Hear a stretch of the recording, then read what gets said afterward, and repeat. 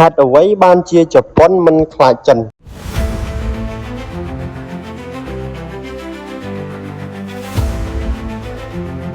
ប៉ុនគឺជាប្រទេសដែនកោះមួយស្ថិតនៅក្នុងមហាសមុទ្រប៉ាស៊ីហ្វិក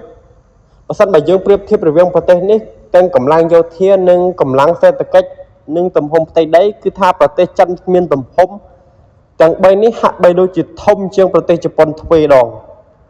ក៏ប៉ុន្តែជារឿយៗជប៉ុនតែងតែបោះពាក្យសម្ដីនិងតែងតែវាយប្រហារមកលើប្រទេសចិនជារឿយៗ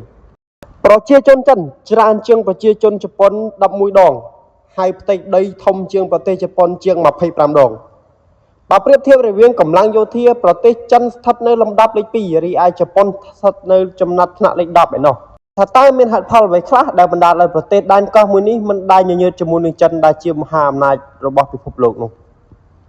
ទាំងនេះគឺជាហេតុផលសាមញ្ញទាំង4ដែលបណ្ដាលឲ្យជប៉ុនតែងតែក្រអឺតក្រទមនិងតែងតែវាយប្រហារមកលើប្រទេសចិនជារឿយៗ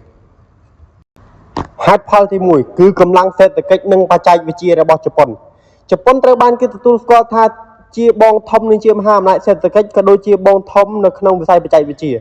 បើទោះបីជាពិភពលោកកំពុងតែជួបប្រទះនឹងបញ្ហាជាច្រើនដូចជាបញ្ហាអសកម្មបញ្ហាអសន្តិសុខយ៉ាងណាក៏ដោយក៏ប្រទេសជប៉ុនត្រូវបានគេមើលឃើញថាទាំងសេដ្ឋកិច្ចនិងបច្ចេកវិទ្យានៅតែបន្តដំណើរការយ៉ាងរលូនទៅមុខជាពិសេសក្នុងវិស័យបច្ចេកវិទ្យា Robotics វិស័យយានយន្តនិងវិស័យអវកាសជាដើមក៏នៅតែប្រទេសជប៉ុនឈានមកគេដដែល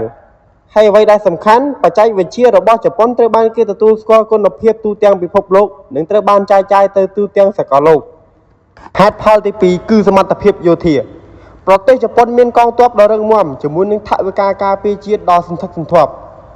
ជាពិសេសកងទ័ពរបស់ជប៉ុនបានប្រើប្រាស់នូវអាវុធទំនើបដែលបានផលិតដោយខ្លួនឯងនិងបានទិញមកពីបណ្ដាប្រទេសដែលជាសម្ព័ន្ធមិត្ត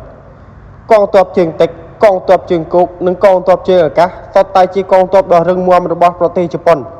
ដែលអង្គអាចក្លាហានជាពិសេសជាមួយនឹងការប្រើប្រាស់បច្ចេកវិទ្យានាសម័យទំនើបនេះហេតុផលទី3បទពិសោធន៍ប្រវត្តិសាស្ត្រប្រទេសជប៉ុនធ្លាប់ជាបងធំក្នុងសម័យសង្គ្រាមលោកលើកទី2ធ្លាប់ប្រយុទ្ធតតាំងជាមួយនឹងសហរដ្ឋអាមេរិក